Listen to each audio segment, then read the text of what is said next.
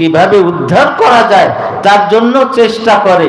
অথচ এই bus accident হলে দেখা যায় যে কিছু লোক আছে টোকাই যারা টোকাই বেড়ায়, কার ব্যাগটা নেবে, কার ব্যাগের টাকাটা নেবে, কার স্ত্রীর কাছে স্বর্ণ গহনা আছে এটা নেবে।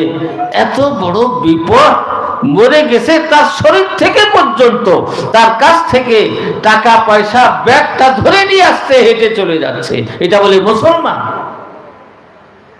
এই বিপদ মুহূর্তে আপনি মাঝে মধ্যে বিদেশ অ্যামাজন যেই ইয়া আছে, বড় আফ্রিকার বড় জঙ্গল আছে, এই জঙ্গলে মাঝে মধ্যে দেখবেন বড় বড় সাপ এসে এই হাতিকে পেঁচায় ফেলতেছে।